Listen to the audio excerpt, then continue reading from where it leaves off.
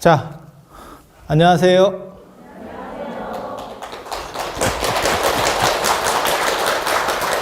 너무 무성의한 거 아니에요? 좀 치려면 좀 세게 쳐보든가. 그래서 이 송경의식을 보면 맨 앞에 이제 전구업진원, 수리수리, 마수리, 수수리, 사바 이렇게 돼 있잖아요. 이거 사실 저희 어렸을 때만 하더라도 어떤 주문의 대명사였는데, 그죠? 입으로 지은 모든 나쁜 말들을 이렇게 진언으로서 깨끗이, 이거 이렇게 될 수 있으면 얼마나 좋아, 그죠? 참여는 그 사람에게, 그러니까 모든 참여는 마찬가지입니다. 피해를 봤다고 생각하는 사람에게 용서를 구하는 겁니다. 그리고 그 용서를 구하는 거는 어디까지냐면 그 사람이 만족할 때까지입니다. 만족할 때까지. 그러니까 내가 그거보다 훨씬 더 많이 한 것 같은데, 아니 그건 네 생각이고, 그 사람 마음이 안 풀렸으면 아직 끝난 게 아닙니다.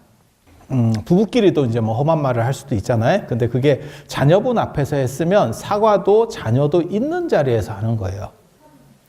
그와 비슷한 구조가 갖추어진 자리에서 사과도 하는 거예요. 그러니까 자녀분들이 있는 데서 뭐라고 해놓고 나중에 사과는 둘이 있을 때만 내가 되게 미안했어. 이렇게 하는 거는 성립이 안 된다는 거예요. 그게 마음이 안 풀어진다는 거예요. 이게 이 진언을 외웠다고 해서 모든 나쁜 입으로 지은, 왜 우리 시박 참회에서도 나오잖아요. 천수경에 보면, 거기서 보면 몸으로 짓고 그 다음에 뜻으로 짓고 말로 짓고 하는데, 말로 짓는 게 4개잖아요. 늘상 그런 얘기를 해요. 요번에도 삼재소멸, 정초와 관련해서 삼재소멸 얘기가 있는데, 꼭 그렇게, 삼재소멸이 뭐냐면 1년에 12띠가 있는데 1년이 아니고 12년마다 이렇게 한 번씩 돈다. 12간지가 이렇게 한 바퀴 돈다라고 생각을 해서 그 중에서 이제 4개로 나누는 거예요. 그러니까 3년 주기로서 이렇게 네 팀으로 나눠.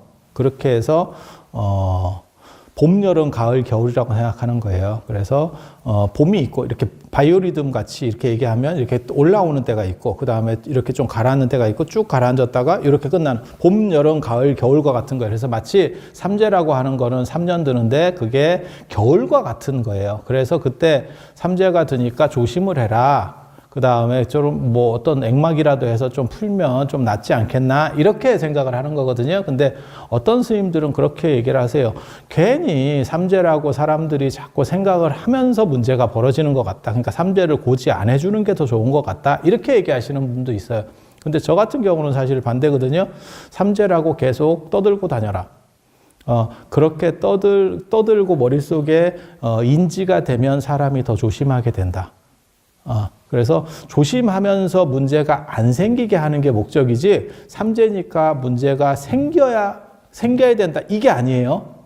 이게 아니에요. 그래서 그와 마찬가지예요. 이렇게 전구업진원 같은 거를 계속 하면서 내가 구업을 짓지 않도록 최대한 잘해봐야겠다. 그리고 요즘은 이 구업 안 짓는 게 더 어렵더라고요. 나쁜 말을 했을 때만 이게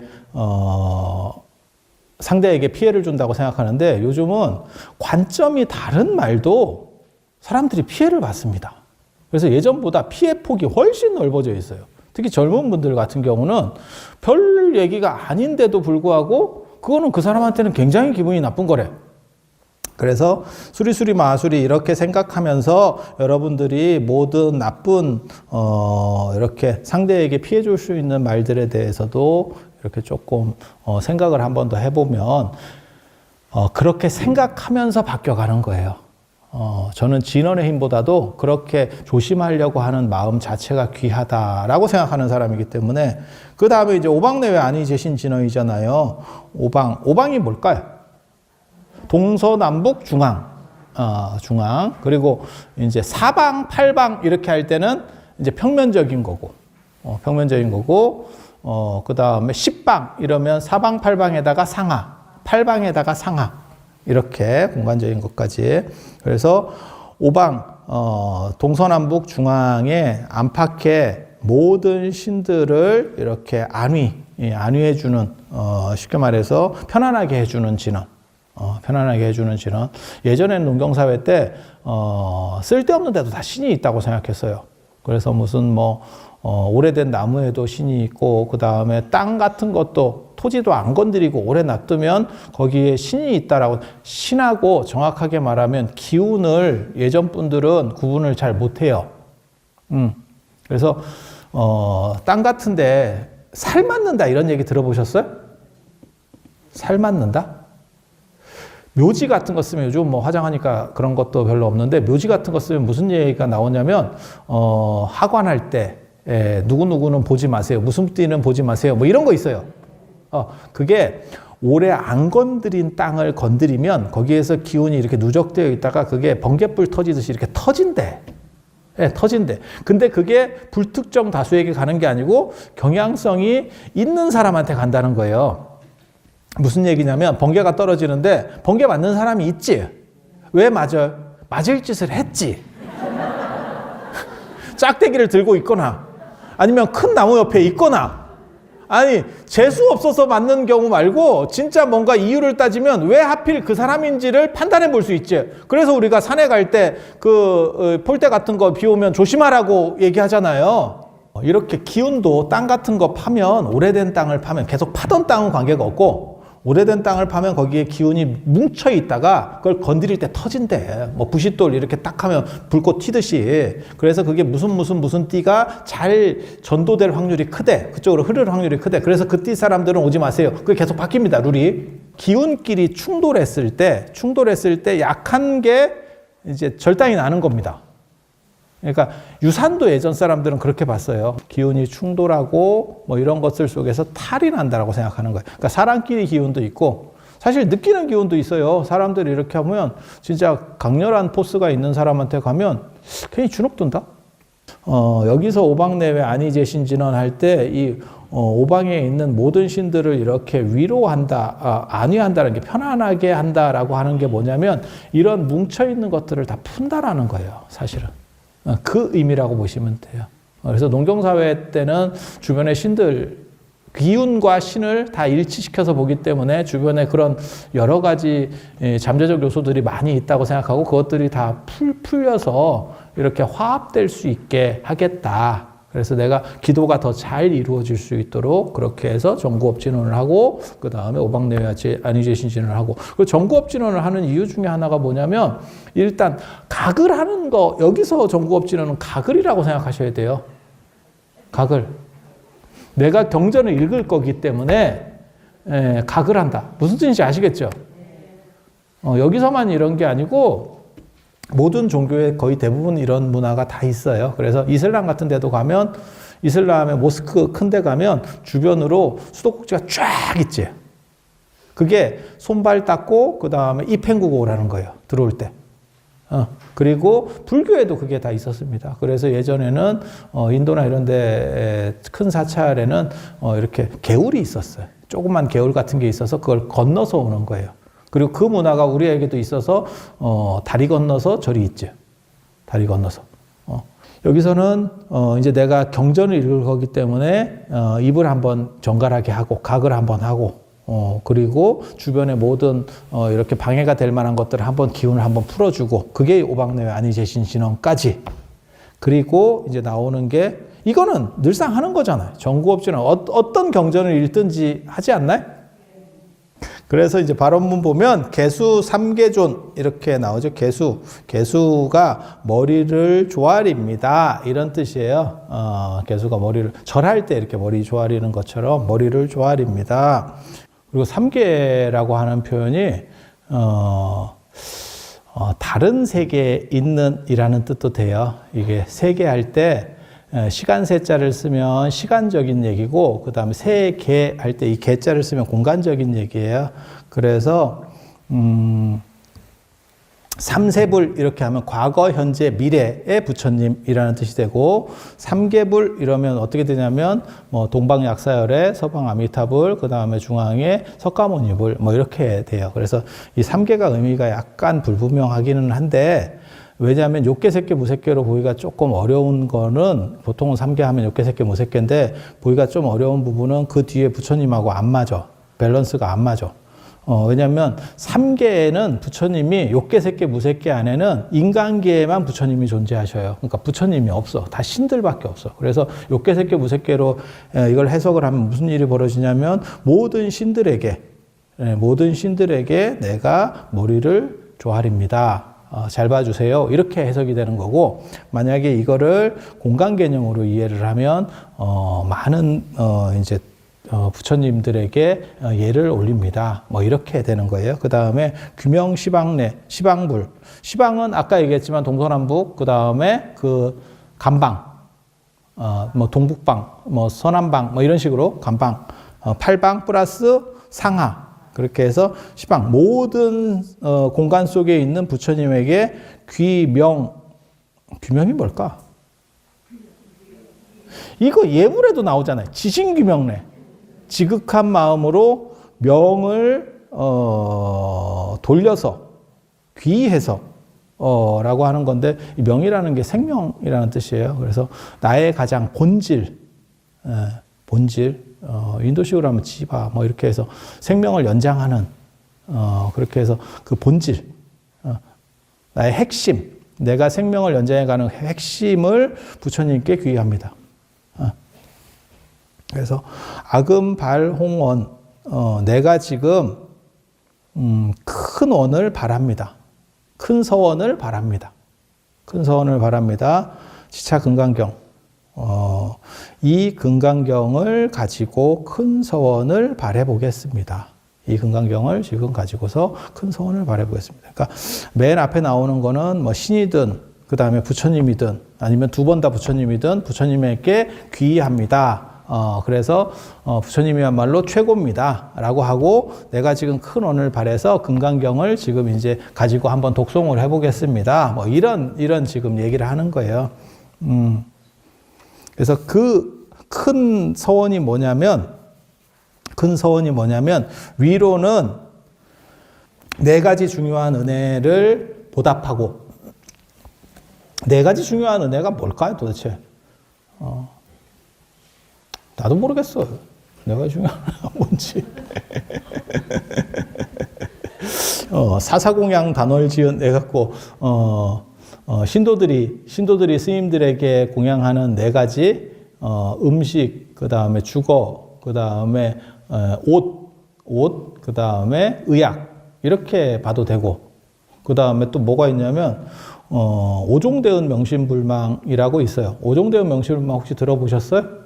스님들은 이거 새벽 종송할 때 하는데, 오종대은 명심불망, 가강기소 구강지은, 그 다음에 생양구로 부모지은, 그 다음에 유통정법 사장지은, 사사공양 단월지은, 그 다음에 탕만상성 붕어지은. 이게 뭐냐면 구강, 위로는 옛날에 왕조국가에서 그래요. 구강의 은혜, 그 다음에 부모의 은혜, 그 다음에 스승의 은혜, 그 다음에 신도의 은혜, 그리고 또 하나가 뭐냐면 이제 친구. 여기서 친구라고 하는 거는 그냥 먹고 노는 친구가 아니고 붕우지은이니까 여기서 법붕자하고 버두자, 예전에 제가 그런 얘기 잠깐 해드렸었는데, 버두자는 어중이 떠중이 만나는 친구를 버두라고 하는 거. 그러니까 술 마시다가 이렇게 친구 되고 이런 놈들 버두자를 쓰는 거고, 중마고 할 때 그 우는 그 우고, 그 다음에 논어에도 나오죠. 유붕자원 방래하니, 이렇게 불영낙화, 이렇게 벗이 먼 곳에서 오니, 그 법붕자를 쓸 때는 뭐냐면 같이 동문수학한 친구를 얘기해요. 그러니까 전공이 같은 거지, 요즘 말로 치면. 그래서 대화가 되고 서로 관점이 일치하는 거예요. 내가 관심 있는 분야가 일치하는 거예요. 그러니까 그거 가지고 똑같은 얘기를 하니까. 그렇게 해서 이게 네 종류의 은혜인데, 만약에 신도라고 치면 여러분은 만약에 사은이면 시주의 은혜는 빠지겠죠. 그래서 위로는 네 가지 중요한 은혜를 보답하려고 하고, 아래로는 삼도의 고통을 구제하려고 합니다. 삼악도라고 하는 거예요. 지옥, 악귀, 축생. 지옥, 악귀, 축생의 고통을 내가 다 구제하겠습니다. 그래서 만약에 견문자 이것을 보고 듣는 사람이 있다면, 아니면 그러니까는 이 금강경이나 금강경을 보고 듣는 사람이 있다면 누구든지 다 발보리심해서 보리심을 발하여서 모두가 다 보리심을 발해서 깨달음의 마음을 발해서 진차 일보신 이 일보라고 하는 거는 내가 지금 가품을 받은 이 몸을 얘기하는 거예요. 이 몸이 다 하고 나면 그러니까 금생에 사요나라 하면 그 뜻입니다.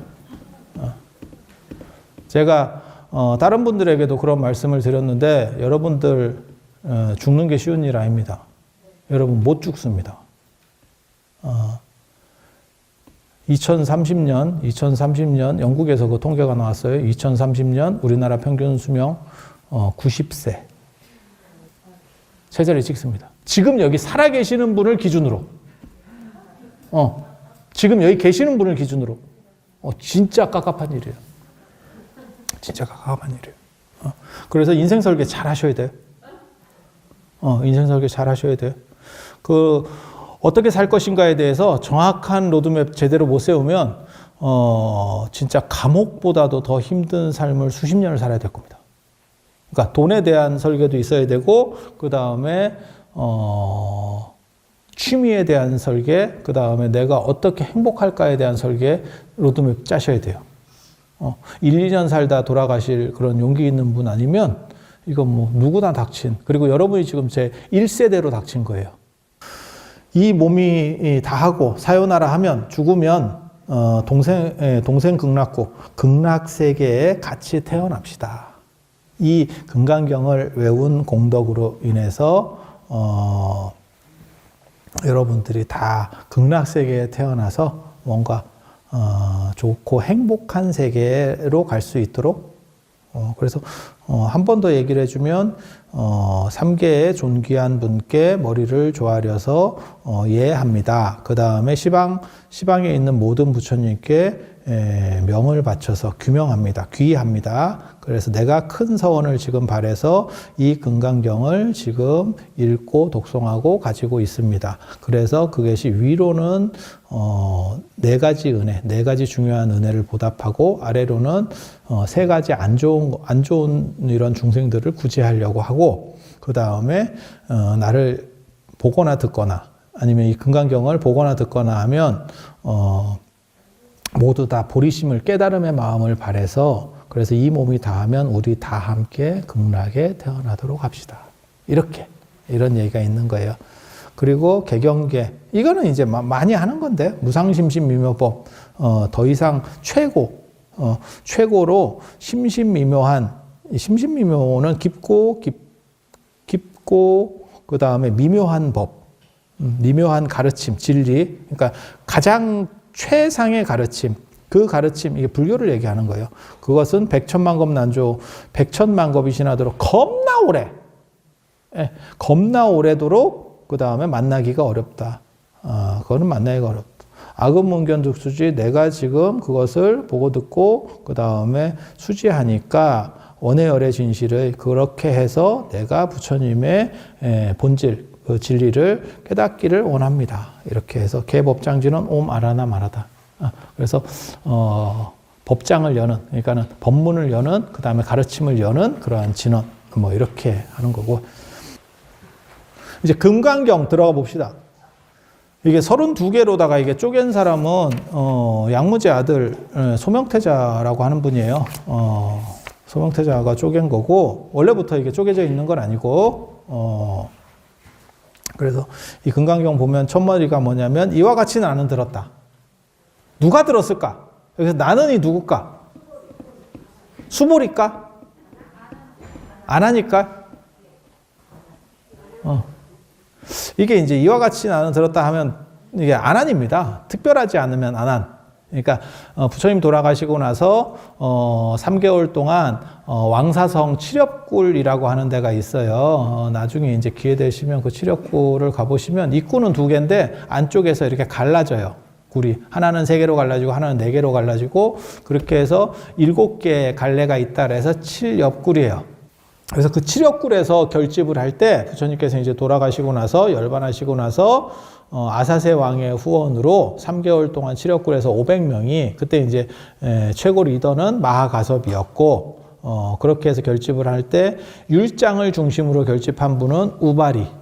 이제 율장은 우바리 존자가 이제 중심이 돼서 했고 그 다음에 이제 경장은 이제 아난 존자가 아난이 부처님을 55세부터 80세까지 25년 동안 비서실장을 했었어요.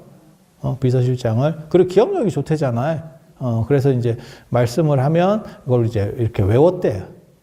다 외우기야 했겠어. 이제 그 요약해서 틀리지 않고 어느 정도 이렇게 딱 간추려서 뭐 이렇게 했다. 이런 정도로 이해하시면 될 거예요. 그래서 이와 같이 나는 들었다 해서 나는 이 아난이라더라. 이 정도 이해하시고 육성취라는 게 있어요. 육성취라는 게 신문, 시, 주, 처, 중 이렇게 해서 육성취라고 하는데 믿음에 대한 부분이 뭐냐면 이와 같이가 신이에요. 거기서 해당하는 게. 그러니까 모든 경전은 6가지를 기본으로 깔고 들어간대. 그걸 육성취라고 합니다. 육성취. 신문, 시, 주, 처, 중 이래가지고 이와 같이가 이게 부처님의 말씀을 받든다라고 하는 거예요. 그래서 믿음이라고 하는 거예요. 모든 종교는 그 교조에 대한 가르침을 믿는 데서 시작합니다. 그래서 화엄경에도 있죠. 신의도원 공덕모. 믿음이야말로 모든 공덕의 어머니다. 그래서 장양일체 재성근. 일체의 모든 선근, 좋은 것들을 키워준다. 장양한다. 이렇게. 그래서 그런 부분이 왜냐하면 종교는 귀남 논리가 아니고 연역 논리거든요. 귀남 논리는 과학이에요.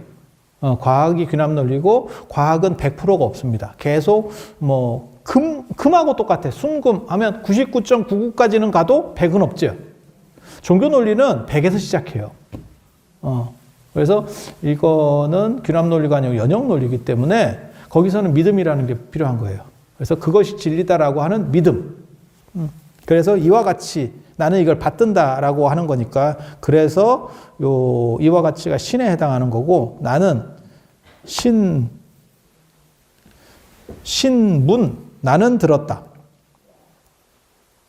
시 어느 때 그러니까 시점. 그 다음에 이게 이제 가장 문제가 되는 게 어느 때예요. 인도가 역사가 없는 나라라는 표현이 있어요. 인도를 가리킬 때 역사가 없는 나라. 인도를. 그래서 얘네가 역사 개념이 없어. 역사 개념이 없어. 인도에서 진시황급이 누구냐면 아쇼카 왕입니다. 전 인도를 통일한 게 아쇼카 왕이거든요. 전 중국을 통일한 게 진시황이듯이. 그런데 아쇼카 왕에 대한 게 역사서에 안 나와요. 인도에. 야, 진시황을 뺄 수 있을까? 역사서에서? 중국 역사에서? 근데 인도는 그런 데 관심이 없어. 그래서 인도 사람들의 가장 큰 특징이 뭐냐면 시간 개념이 없어요. 공간 개념은 무진장 좋은 것 같아. 그래서 경전을 읽으면 대승경전의 특징이 뭐냐면 어느 세계에서 누가 오고 어느 세계에서 누가 오고 막 이런 얘기를 해요. 그래서 인도가 그 공간 개념이 좋기 때문에 IT 강국이라고 그래. 근데 시간 개념이 없어, 얘네가. 그래서 시간 쪽으로는 허상으로 봐요. 마치 꿈이라고 생각하면 돼. 꿈 속에는 시간 개념이 없고 공간 개념은 뚜렷하거든요. 그래서 꿈에서 어떤 경우에는 한 5분 잔 것 같은데도 이렇게 장편으로 꿈을 꾸는 경우도 있고, 아니 그런 경우들이 있잖아요. 그래서 마치 꿈과 같이 이 세상을 보는 게 인도의 특징이에요. 그래서 부처님이 어느 때 이렇게 이거가 지금 불교적으로 굉장한 문제거든요. 이렇게 얘기하지 말고 부처님께서 성도하시고 5년 뒤에 7년 뒤에 이렇게 하면 연대순으로 쭉 뽑아내면서 가르침을 뽑아내면서 어떻게 바뀌었는지를 판단해 볼 수 있어. 근데 무조건 다 어느 때야 이놈 게. 어느 때. 다 어느 때라서 판단을 못 하겠는 거야. 이 어른이 35살에 깨달았든지 뭐 29살에 깨달았든지 두 가지 설이 있어요. 그래서 35살에 깨달으면 45년 동안 법문을 설하셨고 그 다음에 29살에 깨달았으면 49년 동안 설법을 하셨어요. 그런데 40년 이상 이 얘기를 했으면 이 얘기 패턴이 좀 바뀝니다. 인간이면 바뀝니다. 바뀌는 이유는 두 가지예요. 하나는 내 생각이 바뀌기 때문에, 관점이 바뀌기 때문일 수도 있고, 여러분들도 한 40년 살아봐. 이미 더 살았지. 그럼 말하는 게 방식이 좀 바뀌지 않아요? 예전에 쓰던 것들도 있고, 예전에 쓰던 표현들도 있고, 따봉 이런 거 예전에 썼었잖아. 요즘 누가 따봉 하냐? 아니, 그런 거 있잖아요. 그래서 내 생각이 바뀌어서 말이 바뀌는 경우도 있고, 근데 부처님은 그렇지는 않다라고 얘기를 하거든요. 왜냐하면 깨달은 뒤로 그 생각이 바뀌면 안 되니까. 깨달으면 항상 한 거니까. 그런데 사회가 바뀌어. 40년이면 우리도 그런 표현 있잖아요. 10년이면 강산도 변한다. 그 얘기가 지금 만들어진 말이 아니잖아요. 그게 옛날 말이잖아요. 그러니까 옛날에도 10년 정도가 되면 세상이 바뀌는 거야. 옛날 사람도 그렇게 생각한 거야. 그래서 뭐가 있냐면 권불10년이라는 말도 있잖아. 아무리 위세가든 뭐 세력이 있는 사람도 10년이 쉽게 못 간다. 그게 그 뜻이잖아요. 아니, 그런 거 아니요? 그렇게 가는 거잖아요. 그래서 10년 정도면 이 세상들이 좀씩 뭐 바뀌어가는 것 같아. 옛날 사람도 그렇게 생각한 거거든. 지금은 더 빨리 바뀌죠. 그래서 세상이 바뀌면 거기에 맞춰서 그 사람들이 알아듣는 말을 해야 되기 때문에 거기에 맞는 표현들을 써줄 수밖에 없죠. 저 같은 경우도 뭐 짭 이런 거 쓰는 게 요즘 애들이 그렇게 쓰니까. 짭 몰라, 짭? 여러분 시절로 얘기하면 짝퉁 이런 뜻이에요. 어느 때가 이 시에 해당하는 거고, 이거는 인도의 특징적 문화입니다. 중국 같은 경우는 이 시점을 정확하게 기록하죠. 그래서 제가 그런 얘기 하거든요.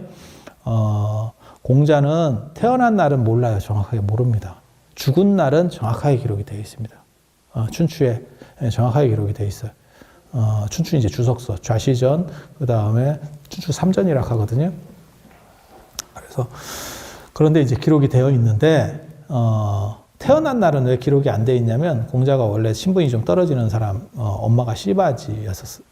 공자는 이렇게 찌리하게 태어났기 때문에 태어난 날을 잘 몰라. 옛날 어른들은 그런 것도 신경을 좀 잘 안 쓰거든요. 가난한 그런 분들은. 돌아가실 때는 떴으니까 그 기록이 남는 거고, 부처님 같은 경우는 왕자 출신이잖아요.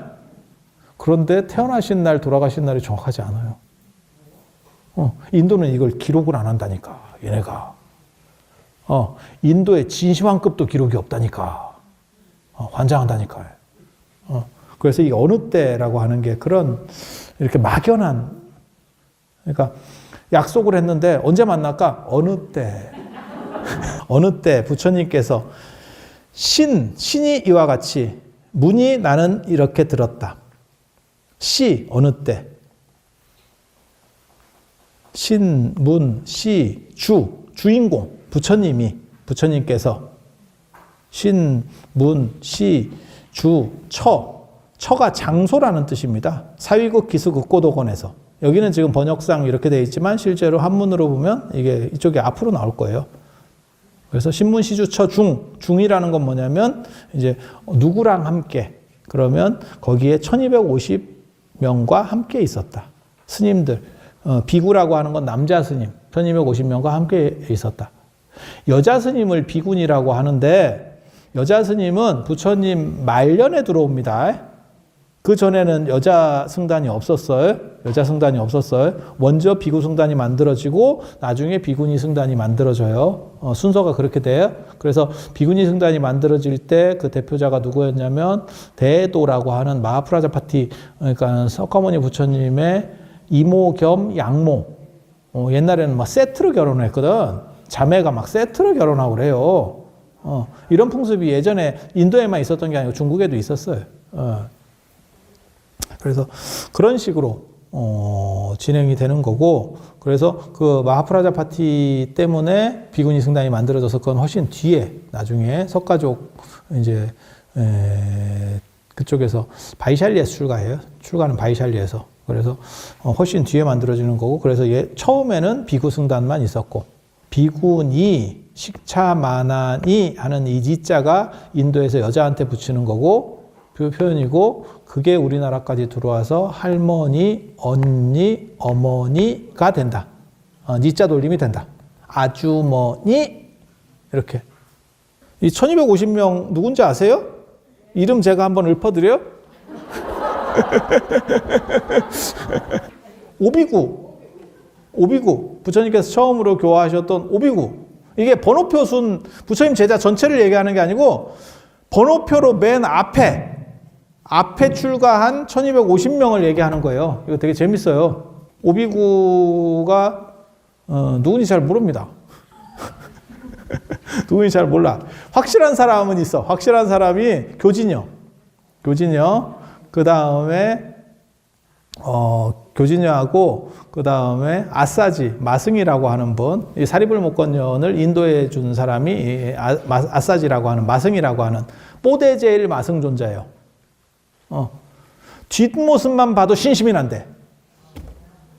야, 뭐, 진짜 대단하지. 수보리 이런 사람은 1250명에 못 듭니다. 이런데 못 듭니다.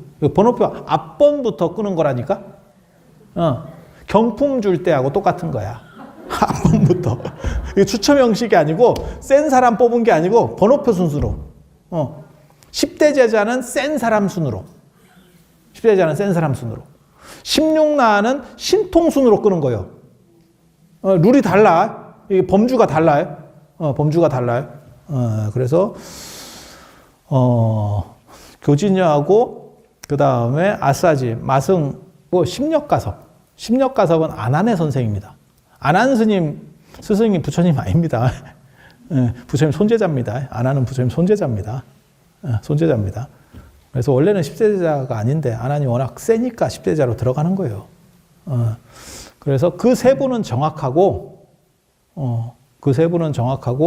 두 분은 왔다 갔다 합니다. 경전마다 이게. 달라요. 그래서 모른다고 얘기하는 거예요. 그래서 만함이 나오는 경우도 있고 다 다섯 가족이에요. 정확하게는 다섯 가족인데 경전마다 제가 그거를 뽑으려고 다 이렇게 경전을 뒤졌거든요. 이 세 명만 공통이고 나머지가 왔다 갔다 합니다. 그래서 정확하게 알 수가 없습니다. 그래서 그런 정도 하고 이 옷이 5명하고 아무튼 오비구 5명하고 그 다음에 누가 들어가냐면 나중에 바라나시의 부호의 아들인 야사와 친구들 55인. 그래서 60명이 되거든요.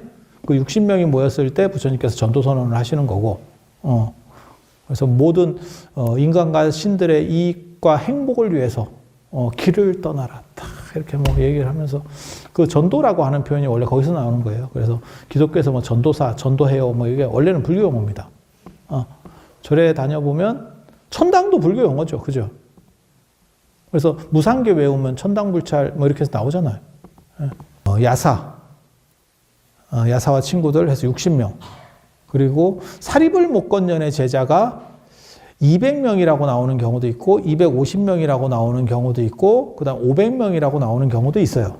근데 그걸 200명 정도로 봅니다. 그러면 260명이죠. 그러면 260명. 그리고 이 다음에 이제 숫자가 들어오는데 이게 1000명짜리야. 한 방에 한 방. 괜찮아. 그게 삼가섭 형제의 제자. 삼가섭이 우르벨라 가섭, 나제 가섭, 가야 가섭이에요. 우르벨라 가섭에게 500명의 제자가 있었고, 그 다음에 나제 가섭에게 300명이 있었고, 그 다음에 가야 가섭에게 200명이 있었어요. 이게 지명 이름입니다. 그래서 저 같은 경우도 우르벨라 촌이나 이런 데 다 가봤어요. 그리고 가야 가섭이 있잖아요. 그 가야가 붓다 가야처럼 지금도 남아있는 지명이죠. 그렇게 해서 합치면 5명, 55명, 200명, 1000명, 합치면 몇 명이에요? 1260명. 그걸 퉁쳐서 1250명.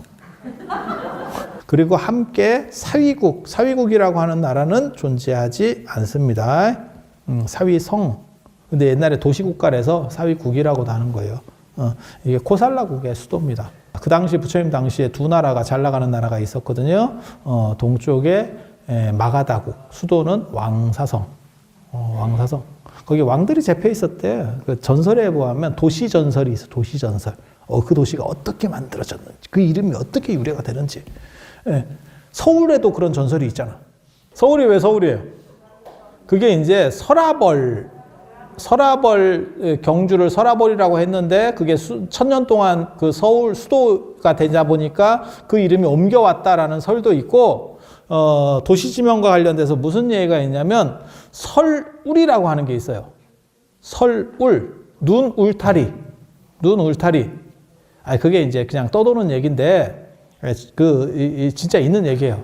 제가 지어내는 얘기는 아니고 한양을 무학대사가 이제 나중에 천도하는 데 있어 역할을 하잖아요. 근데 무학대사가 이제 어떻게 보면 한양 천도를 점지한 건 무학대사고 한양을 설계한 건 정도전입니다. 삼봉 정도전 아세요?